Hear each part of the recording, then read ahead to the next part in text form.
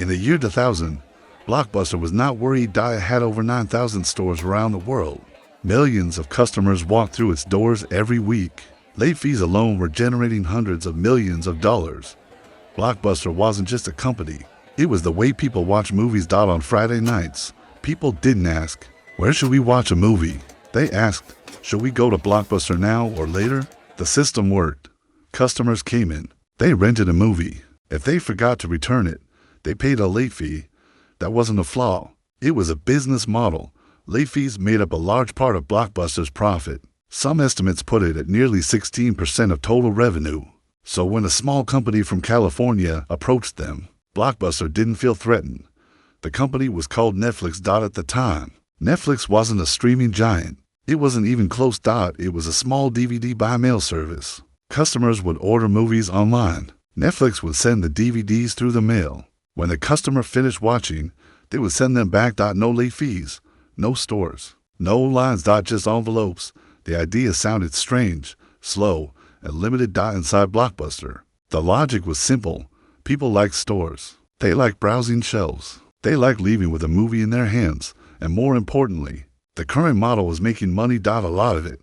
Then came the meeting. In 2000, Netflix executives approached Blockbuster with a proposal. They wanted Blockbuster to buy them. The price was around $50 million. At the time, this was not a shocking number. Blockbuster was a multi-billion-dollar company. $50 million was manageable. The idea was simple. Blockbuster would handle the brand and customer base. Netflix would run the online and mail-based technology. Together, they could dominate both physical stores and online rentals. But inside the meeting, the proposal didn't feel urgent. Netflix was small, unproven, and unprofitable. Their model removed late fees, which meant it removed a major source of Blockbuster's profit. From Blockbuster's perspective, buying Netflix meant buying a company that attacked their own business model. So the conversation shifted, not toward opportunity, but toward risk. Why spend $50 million on a company that removes your most reliable revenue stream? Why invest in a model that encourages customers to avoid stores? Why disrupt a system that already dominates the market? Inside the room, the decision felt logical. Netflix was interesting, but not essential. The offer was declined. No drama, no shouting, no headlines. Just a calm, rational decision. Blockbuster would continue doing what it already did well, and at that moment, it didn't look like a mistake. Blockbuster was huge. Netflix was tiny. Blockbuster had thousands of stores. Netflix had envelopes. Blockbuster had profits. Netflix had losses from almost any traditional business perspective. The safe choice was obvious. Say no. So they did. What Blockbuster didn't fully see was how the world around them was changing. DVD players were spreading quickly.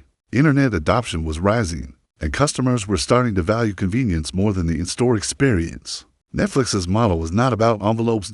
It was about removing friction. No late fees, no driving, no return trips. Just a simple, predictable subscription. While Blockbuster protected its store-based system, Netflix kept refining the opposite idea. In 2002, Netflix went public. In 2007, it introduced streaming. Blockbuster responded, but always from a defensive position.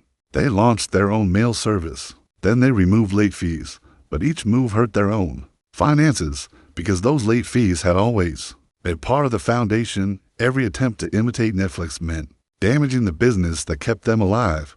They were trapped between the past and the future. In 2010, Blockbuster filed for bankruptcy. By then, Netflix was worth billions. The company that once offered itself for $50 million had become the future of entertainment.